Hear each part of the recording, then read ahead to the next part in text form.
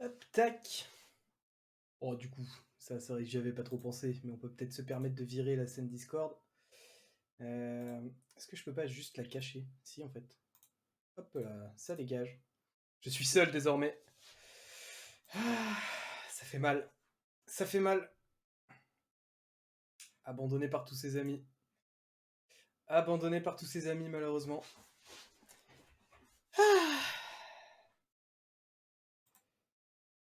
Bon, bah écoutez, du coup, petit récap un peu spécial ce soir. Bah tout simplement parce que je suis tout seul. Donc ça va sûrement être un peu moins long. On va quand même avoir de quoi discuter, hein, on va pas se mentir. Il s'est passé des choses aujourd'hui quand même. Euh, on a eu trois belles courses en fait, hein. Genre les courses étaient vraiment sympas. Il y avait des rebondissements. On n'attendait pas forcément les gagnants. Bon, évidemment, je vais m'abstenir de pronostics, hein, parce que vu que Gwen n'est pas là, ça a absolument aucun intérêt. Donc voilà, on va voir ça ensemble. N'hésitez pas, hein, petit message dans le chat, tout ça, on discute, je donne un avis, vous me dites que c'est de la merde, je vous dis que ce que vous dites c'est de la merde. On dit tous de la merde, sauf que moi je suis en live, donc vous dites de la merde. Ok, donc, hop, je réduis ça, ce sera vachement plus simple. Bah du coup, on va commencer par le Moto 3, hein. Déjà, je pense que quand même, on a quelque chose qui se dessine, qui fait un peu plaisir, c'est ce petit retour au niveau de Romano Fenati. Alors, vous allez me dire, oui, mais Romano Fenati, c'est quand même pas le mec le plus Charlie de la grille. Alors, en effet. Mais bon, je pense que malgré tout, il a mangé un petit peu ses punitions. Il a fait ce qu'il devait faire. Et, et du coup, bah, moi, je trouve que c'est bien qu'il puisse avoir une chance, qu'il puisse recommencer à faire des choses et avoir des résultats comme il a eu aujourd'hui. Bon, je pense qu'il s'attendait à plus. Je pense qu'il voulait jouer le podium, jouer la victoire. Après, il y a eu une belle course, on va pas se mentir. Il a fait quand même sa belle pole position. Et c'est des choses qui jouent en sa faveur si jamais il avait envie. Bah, si en fait il veut pouvoir rester tout simplement sur la grille.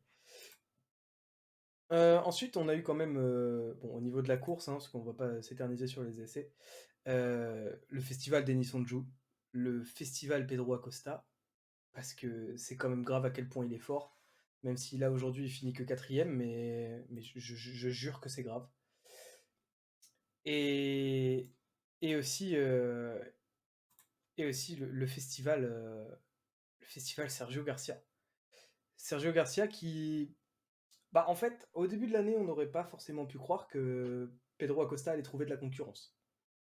Vraiment, on a vu quelque chose se dessiner en début de saison. C'était vraiment un Pedro Acosta dominateur et qu'allait juste se contenter de filer vers de filer tout simplement vers le titre, hein, sans personne pour l'arrêter. Ce serait sympa que je mette une petite musique de fond là, non? On s'emmerde, ouais. Ça va être bossé, ça va être bossé. C'est pour moi, je m'en occupe.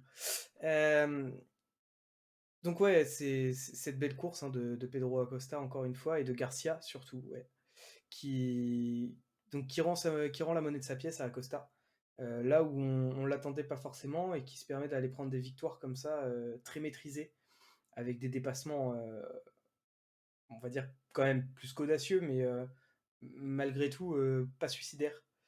Et donc ça c'est quand même quelque chose d'assez beau à voir et franchement je le dis, je pense qu'on le dit chaque semaine, hein, mais ces courses Moto 3, il faut pas les rater. C'est vraiment très très souvent des masterclass euh, avec des magnifiques dépassements, de la belle moto, du beau pilotage. Et bon, même s'il y a des fois quelques ratés, les essais sont en l'occurrence beaucoup moins intéressants que sur les autres catégories. Mais les courses sont vraiment incroyables. Et donc voilà, franchement, si vous regardez le GP, mais que vous regardez pas forcément les catégories intermédiaires, le Moto 3, c'est quelque chose à voir. C'est très intéressant, beaucoup de dépassements, euh, des très belles bagarres. voilà et quand même de la gestion de course qui commence à arriver. Là où avant on avait un peu, un paquet de fous furieux, qui se tapaient les uns sur les autres, un peu sans fin, quoi. Hem, donc voilà, Garcia. Onju, évidemment un peu déçu, hein, d'autant qu'il avait son manager sur place. Bon, il décroche son premier podium, mais je pense qu'il pensait très fort à la victoire, hein, d'autant qu'il la rend pour 27 millième, donc il y a vraiment cru. Bon, c'est quand même un super bon week-end qui se termine pour Denis Onju. On va pas se mentir, c'est vraiment le maximum de ce qu'il pouvait espérer. La victoire aurait été encore plus belle, mais je pense que ça viendra un jour. On a eu aussi une belle course de Darin Binder malgré tout, qui a fait quelques dépassements bien osés et plutôt forts. Voilà, pas grand-chose à dire de plus sur lui. Un bon point quand même pour John McPhee qui se permet de finir cette course, parce il a eu beaucoup de résultats difficiles, hein, récemment, John McPhee. C'est assez compliqué pour lui en ce moment. Euh, donc voilà, ça fait plaisir de le voir finir, même si c'est que septième. Il récupère des points. Peut-être qu'un jour il va pouvoir monter vers la Moto 2.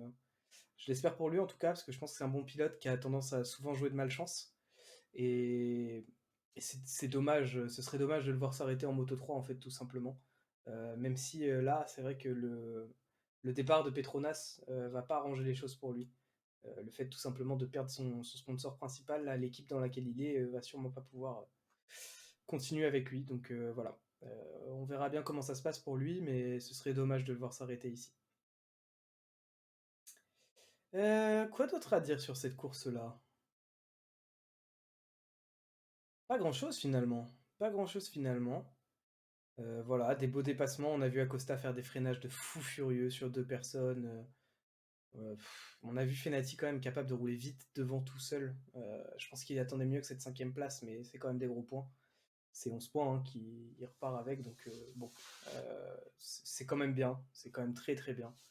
Et voilà, je pense que là, il est sur une très bonne dynamique et on va le voir de plus en plus souvent sur les premières marches et en train de se battre pour les premières places en tout cas. Bah, je pense qu'on en a fini pour le Moto 3, hein, évidemment, les débriefs vont aller beaucoup plus vite que si on était deux, parce qu'en fait, malgré mes multiples personnalités, j'ai encore un peu de mal à discuter avec moi-même. Donc voilà. Hop, voilà, ça dégage, Moto 2, évidemment. Est-ce que j'ai modifié la scène? Absolument pas. Voilà, hop, enregistré. Et on va se permettre de modifier celle-ci. On cache ça. On cache pas ça en fait, j'ai menti. On cache ça et on cache ça. Voilà, ça c'est fait. Et je vais remettre le Moto 2 du coup parce qu'en fait c'est celle-là que je veux. Ah, sacré moi. Alors, le Moto 2. Bon, la masterclass de Fernandez, hein, je crois que on a tous vu la même course. Euh, Assez impressionnant de voir le niveau des rookies cette année en fait. Vraiment assez impressionnant de voir le niveau des rookies. Donc Fernandez et Ayogura aussi, hein, qui est juste derrière, donc qui n'a pas pu aller venir disputer cette victoire, mais qui prend quand même une deuxième place. Et ils ont vraiment joué cette course aux deux premières places pendant toute la course. Donc c'est vraiment très très fort ce qu'ils réalisent là les deux rookies cette année. Euh, voilà, je sais pas si on a vraiment eu des précédents de ça, d'avoir vraiment autant de rookies avec un niveau aussi important, parce que malgré tout on a Raúl Fernandez et Ayogura. Un peu plus loin, on peut aussi retrouver Celestino Vietti, qui a l'air sur une bonne dynamique. Des dépassements très agressifs, un peu à la Marc Marquez, hein, très appuyé, presque poussé sur ses adversaires, mais la plupart du temps propre, on va dire. Le retour aux affaires, même si je pense qu'il attendait mieux de Sam Loves, c'est difficile pour Loves, hein, cette mi-saison là, il apparaissait un peu comme l'homme fort de la saison en début, après les premières courses, hein, jusqu'à ce qu'il commence à chuter. Je crois que c'était à Portimao, et là ça fait que se dégrader au fur et à mesure. C'était assez terrible de le voir d'ailleurs, parce que bah, on voyait bien un Loves un peu dominateur après sa terrible saison en MotoGP. C'était super de le revoir à haut niveau. On le rappelle, hein, sa saison en MotoGP qui s'était soldée par à peu près une chute à chaque Grand Prix, donc bon, euh, c'était pas vraiment c'était pas vraiment ce qu'il espérait, c'était pas vraiment ce qu'on attendait de lui. Donc il est retourné vers le Moto2, ça a eu un peu de mal au début, et la fin de la dernière saison était quand même incroyablement dominatrice de sa part. Donc on s'attendait à le voir dominer en début de saison, c'est ce qui s'est passé, et il a disparu à un moment. Donc c'est vrai que c'est un peu dommage, c'est un peu dommage de le voir en arriver là. Mais bon, on va espérer que ça finisse par s'arranger pour lui. Et là, on va dire que c'est un peu le chemin de la rédemption qui commence à s'amorcer, quoi. Donc ça fait plutôt plaisir. Euh, la course un peu en demi-teinte de Rémi Gardner, hein, qui a fait une belle course, mais qui n'a pas pu sauver les points de plus que la 7e place. Donc malheureusement, ça lui fait perdre beaucoup de points sur son coéquipier. Et bon, moins grave envers Marco Bezzecchi, puisque Marco Bezzecchi termine encore derrière lui. Assez incroyable de voir d'ailleurs ces deux pilotes, donc Rémi Gardner qui a chuté de la tête de la course le week-end dernier, je le rappelle, et Marco Bezzecchi qui a gagné la course le week-end dernier. De les voir terminer 7e et 10e, c'est fou le changement qu'il peut y avoir en un week-end sur la même piste, avec les mêmes motos, quoi. Je suppose que les réglages bougent pas beaucoup, c'est peut-être surtout une différence de feeling avec les sensations récupérées pendant la course précédente. Donc voilà, un peu coup dur malgré tout pour Marco Bezzecchi et Rémi Gardner.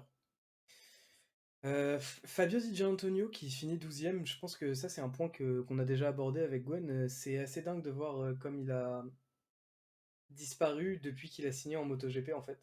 On le voit beaucoup moins. On le voit beaucoup moins, il fait pas de dinguerie. Enfin, il fait plus de dinguerie. Très peu de podiums, très peu de top 10 hein, même. Donc c'est un peu compliqué en ce moment pour DJA. On va voir un peu comment se déroule la fin de la saison pour lui. Et on va voir surtout s'il peut transformer ça l'année prochaine en MotoGP. Parce que bah, le fait de ne pas performer en Moto2 veut pas forcément dire que ce sera pas incroyable pour lui en MotoGP. On a pu le voir avec Fabio Quartararo notamment. Euh, qui n'a jamais vraiment brillé en Moto2 et voilà, on sait tous où il est aujourd'hui. Il se bat pour le championnat, il a 2 courses d'avance presque, 47 points je crois sur ses 2 poursuivants et 48 sur Johan Zarco. Donc il est vraiment très fort, il domine la catégorie pour l'instant. Donc voilà. On a eu quand même pas mal de chutes, hein, puisqu'il y a 5 pilotes qui n'ont pas terminé la course, dont Albert Arenas, dont Lorenzo Dalla Porta aussi, qui a eu une course un peu difficile. On a Barry Baltus qui faisait une assez bonne course avant de chuter, malheureusement. Il n'a pas pu terminer cette course. Euh, je voulais parler aussi de l'équipe Petronas. C'est vraiment assez compliqué pour eux en ce moment, hein. Parce qu'on se retrouve avec un Jake Dixon, euh, donc là qui est 11e, qui était capable de beaucoup d'éclats quand même en début de saison. Euh, et un Xavier Viré 14e, donc dans les points, mais pour 2 points quoi. C'est vraiment pas ce qu'on attendait de l'équipe. On la voyait vraiment un petit peu plus haut, d'autant que Xavier Viré est un pilote maintenant un petit peu expérimenté de la catégorie. Jake Dixon était capable de briller un petit peu en début de saison, il était présent sur à peu près toutes les courses. Là maintenant c'est vrai qu'on le voit beaucoup moins. Malheureusement ça a l'air un peu compliqué pour lui en ce moment. Donc voilà, à suivre sur les prochains GP, voir si ça change. Je rappelle encore une fois que l'écurie est amenée à disparaître, hein. Le SRT sera plus sponsorisé par Petronas, donc il se retire du. Et le SRT, vu que Petronas s'en va, se retire du Moto 2 et du Moto 3. Donc il va falloir retrouver des sponsors, ça va être un peu compliqué. On va voir ce qui se passe la saison prochaine. Je voulais aborder aussi le cas de Joe Roberts, bah, un peu la même chose que Jake Dixon en fait, hein. Euh, un pilote assez fort, assez spectaculaire, et qui est capable du meilleur, mais qui est aussi capable de disparaître pendant plusieurs GP. Là, ça fait un moment qu'on n'a pas vraiment vu Joe Roberts performer. C'est un peu dommage, je trouve, parce que je pense que il a un grand talent, Joe Roberts. Moi, je pense que c'est un des pilotes avec Dixon vraiment qu'on. Bon, et aussi DJ évidemment que je place un peu haut dans mon cœur.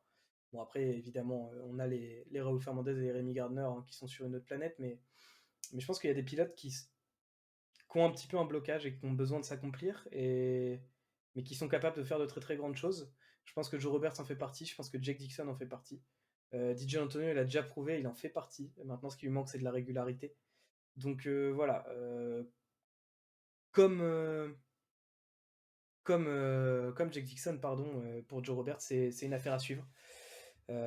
Ça peut être assez critique pour lui en fait s'il n'arrive pas à maintenir un niveau de performance assez élevé et que du coup ça va peut-être être compliqué de garder un guidon sur le long terme, quoi.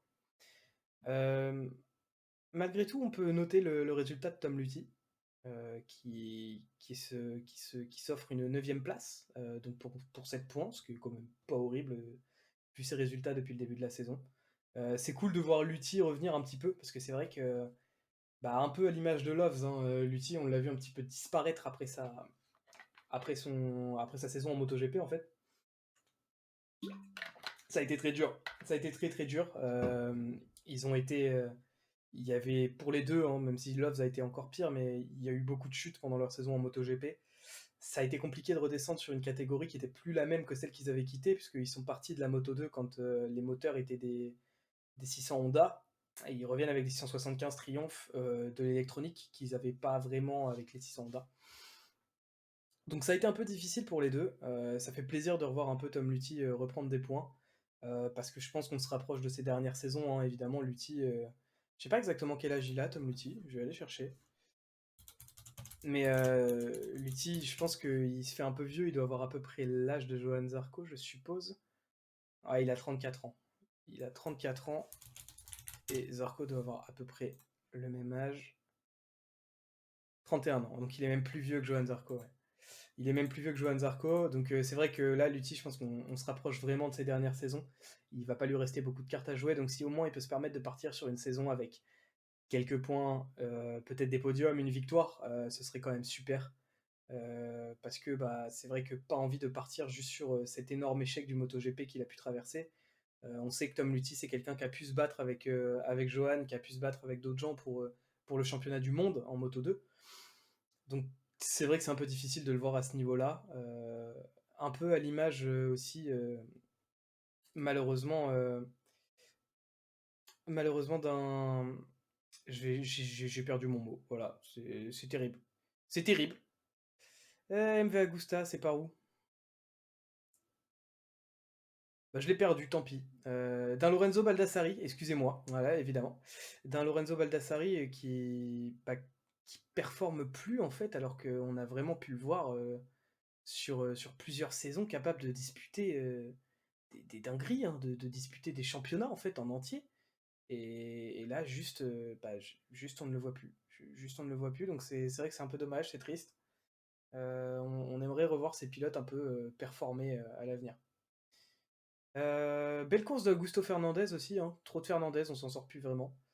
Mais ouais, voilà, très belle course de sa part. Il a tenu le podium, donc ça c'est pas mal.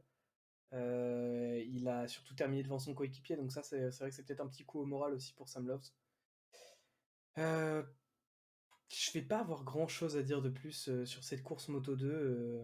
Voilà, ce qu'il faut vraiment retenir, je pense, c'est cette grosse opération au championnat de Raoul Fernandez et, et vraiment Rémi Gardner qui a été capable seulement de limiter un petit peu la casse, mais qui a quand même perdu beaucoup de points, hein, qui partait avec, enfin, qui est arrivé ici avec un énorme coussin d'air sur ce poursuivant et là qui a bien entamé sa réserve.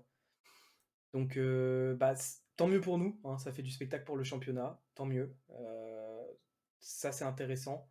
Après voilà, malheureusement pour Rémi Gardner, ça va sûrement être un peu plus compliqué sur la fin de la saison s'il est sur une mauvaise dynamique au niveau du mental surtout, là où Raoul Fernandez a l'air d'être un peu sur un nuage pour l'instant. Donc voilà, à suivre pour ce championnat Moto 2. On va passer sur le Moto GP. Je pense qu'on va pouvoir arriver à peu près sur une petite demi-heure, 35 minutes de récap, hein, évidemment. Gwen n'est pas là, donc tout seul, bah, j'ai plus de mal à discuter avec moi-même. Encore une fois, malgré mes multiples personnalités, hein, je maîtrise pas trop le monologue encore. Donc voilà, on va passer sur le MotoGP sans plus tarder. Bon, alors, cette course MotoGP. Il s'en est passé des choses. Il s'en est passé des choses. Je sais pas vraiment par où commencer. Le début de course était assez fou parce que déjà sur la grille, on commençait à avoir de la pluie. Donc évidemment, on a eu des pilotes qui étaient plus fébriles que d'autres, en l'occurrence Fabio Quartararo qui était pas forcément serein à l'idée de faire la course sur le mouillé. On a pu voir des Johan Zarco, des Jorge Martin au moment où les d'autres perdaient un petit peu de confiance. bah, essayer tout simplement d'aller gratter des places, de prendre un petit peu de confiance. Bon, évidemment, mon point noir de la course, hein, vous me connaissez. Moi, évidemment, quand Johan tombe, c'est terrible. C'est terrible, ouais, ça m'a fait mal au cœur. Je pense qu'il y avait des gros points à aller chercher sur cette course. Johan qui cherche vraiment, comment dire? Là, il cherche un déblocage pour pouvoir jouer le podium à chaque Grand Prix. C'est ça qu'il veut, il veut plus se contenter des petits points, malheureusement. Je pense que c'est un peu en contradiction avec ce qu'il voulait au début, c'est-à-dire jouer le championnat. Pour jouer le championnat, il faut accepter de finir un peu plus loin quelquefois, et le jour où la victoire devra venir, ou le podium doit venir, il vient. Donc bon, ça c'est vraiment le coup dur. Coup dur un petit peu malgré tout pour Fabio Quartararo, hein, qui terminera 7ème, là où Bagnaia, Martin et Mir, qui sont repartis à peu près en même temps que lui, ont fait 2, 3, 4. Donc ça c'est un petit peu compliqué pour lui, il a perdu des points, mais en fait l'important pour lui c'est que Johan soit tombé, parce que c'était son premier poursuivant, donc Johan qui passe de 2e à 4e au championnat. Bon, pour l'instant, il n'y a pas vraiment de folie parce que, en gros, le deuxième et le troisième sont ex aequo à 47 points de retard sur Fabio, et Johan a 48 points de retard. Donc, sur un point récupéré, il repasse deuxième au championnat. C'est très très serré derrière Fabio. Fabio qui a déjà 2 courses d'avance, donc je pense que même si la deuxième partie de soirée, même si la deuxième partie de saison devait se montrer un peu plus compliquée pour Fabio, avec l'intelligence de course et le mental qu'il a eu l'air de s'être construit en une saison, parce que c'est plus du tout le même pilote que ce qu'il a été, je pense que ça passera tranquillement. On verra, je vais pas le curse, mais bon, je pense que Fabio est capable d'aller chercher ce championnat cette année.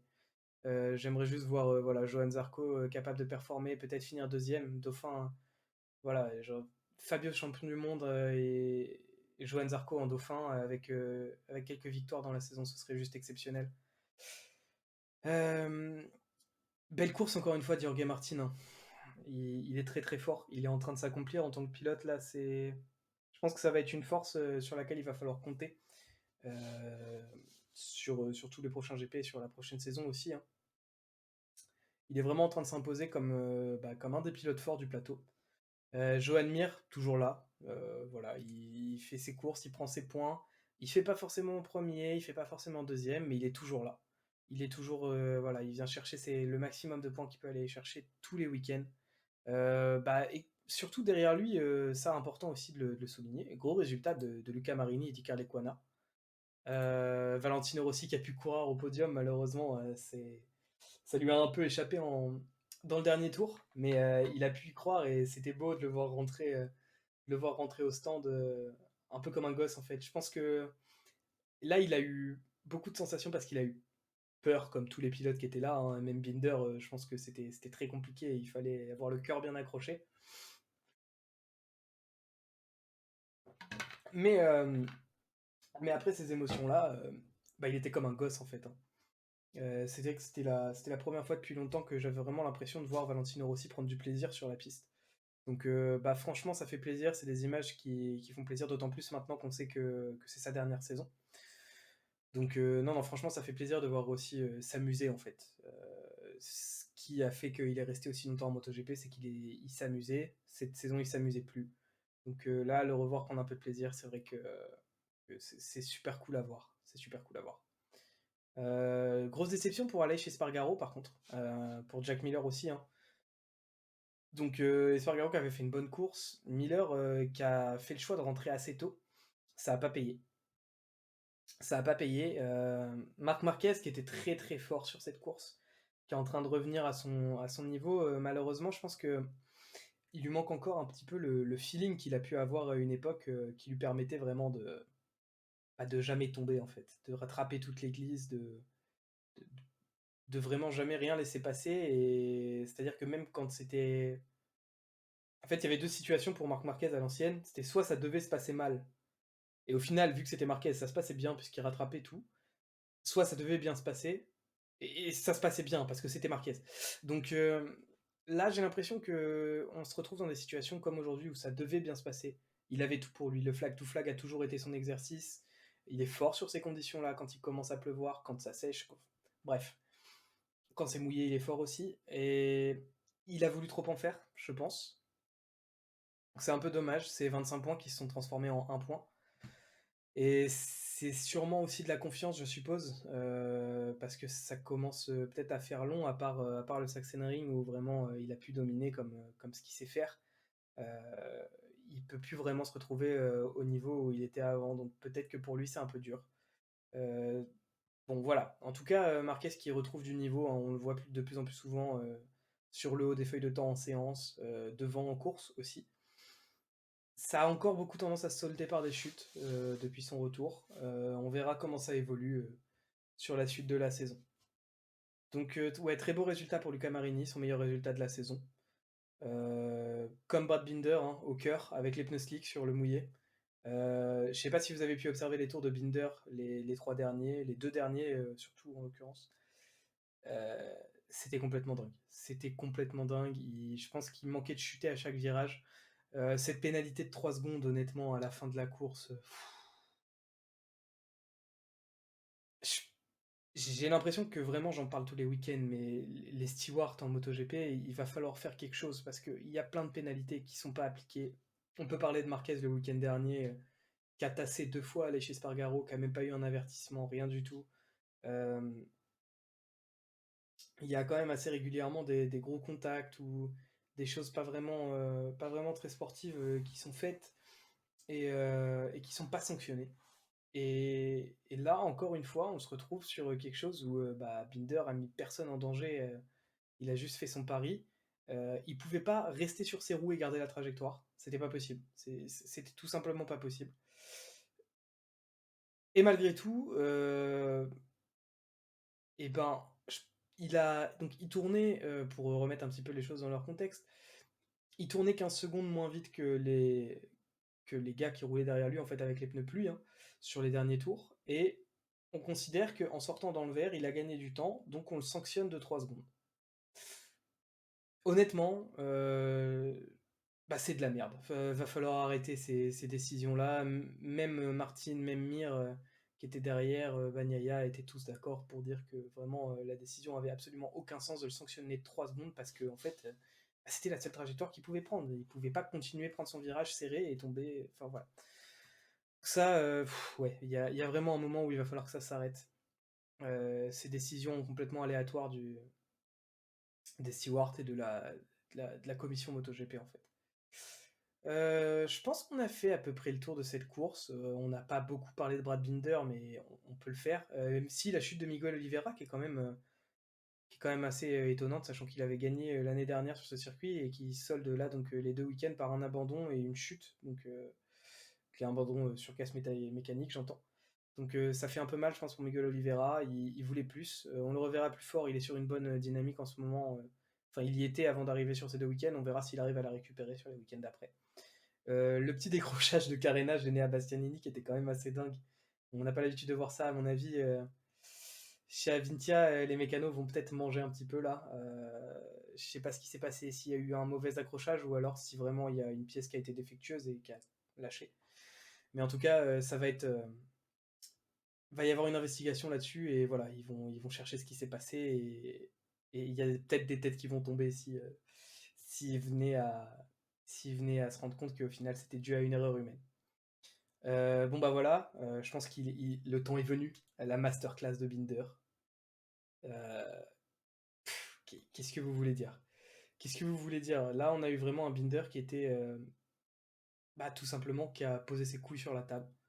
Heu, il a décidé de jouer le tout pour le tout. Je pensais voir, Jack Miller tenter l'exercice, parce qu'on sait que c'est un exercice sur lequel il peut être très, très fort. Il a été dans les premiers à rentrer, j'ai été vraiment très étonné de ce choix. Mais bon, voilà, Binder l'a fait. Binder a joué, il a continué la course, en pneus slick, là où beaucoup sont rentrés. Bon, c'est toujours pareil avec ce genre de pari, c'est-à-dire que là, Binder, est un génie puisqu'il a gagné la course, juste de ce fait, en fait. Mais, c'est sur un tour de plus, c'était terminé puisque c'était vraiment 15 secondes qui lui étaient reprises au tour, le circuit était trempé sur le dernier tour et donc vraiment avec les pneus slick, il y avait plus rien à faire. Hem, Donc vraiment Binder, magnifique. Rien à dire. Il a joué, il a été meilleur que tout le monde. Il l'a fait au cœur, il l'a fait aux couilles. Il est resté sur sa moto là où je pense que à chaque virage, la moto essayait de faire demi-tour, hein, tout simplement. Donc non, franchement, un gros bravo à Brad Binder, un très très gros bravo à Brad Binder. Je pense que c'est un pilote qui est vraiment très fort, qu'on voit pas souvent aux avant-postes, mais je pense que c'est un temps d'adaptation dont il a besoin, et je sais pas si vous vous rappelez de la domination qu'il a pu proposer, un peu à la Joan Mir, euh, en Moto 3 par exemple, ainsi qu'en Moto 2 avec Miguel Oliveira quand ils étaient coéquipiers chez KTM. Je pense qu'il sera capable un jour de reproduire ça en MotoGP, mais ça, il n'y a que l'avenir qui pourra nous le dire, mais je pense voir Binder un jour capable d'aller challenger un championnat en MotoGP, ouais. Je pense qu'on a fait à peu près le tour de ces courses d'aujourd'hui. Je crois que pour le prochain Grand Prix, on se retrouve ouais, à Silverstone, hein, donc bon, il va sûrement pleuvoir. On va pas se mentir. S'il pleut, on roulera pas comme d'habitude, hein, parce que le circuit ne draine pas l'eau, ce qui est un peu dommage pour un circuit anglais. Mais donc voilà, sans vouloir être désagréable, on se retrouvera à Silverstone dans 2 semaines, il me semble. Bon voilà, la déception pour Johan aujourd'hui. On va espérer que le mental reste là, qu'il ait toujours cette envie de performer et voilà, de le revoir au meilleur niveau lors des prochains week-ends parce que franchement, c'est une saison, c'est une saison de rêve, hein, avec nos deux Français vraiment qui sont en mesure de se battre pour le championnat. Que, donc voilà, la résurrection un peu de Johan Zarco et la continuité de la montée en puissance de Fabio Quartararo, c'est assez incroyable de pouvoir voir ça. Pour ceux qui suivent un peu la MotoGP depuis longtemps, c'est vrai que des Français qui performent, on n'en a pas eu des masses, du moins en MotoGP, hein, parce qu'on se rappelle quand même de Mike Di Meglio, hein, champion en 250 ou en 125. Non, 250 il me semble. Et puis bah évidemment, on a eu Randy en MotoGP, hein, mais il n'était pas au niveau de Johan ou de Fabio pour l'instant. Bien sûr, Randy c'est un excellent pilote. Il a jamais pu briller en MotoGP. Il fait de grandes choses en endurance. C'est un pilote que j'ai aussi vachement appris à apprécier bah, en fait, tout simplement sur Canal+, hein. Je trouve que c'est un intervenant très intéressant. Il est technique et il a assez peu de paroles inutiles, du moins à mes yeux. Quand il prend la parole, c'est souvent pour dire des choses intéressantes.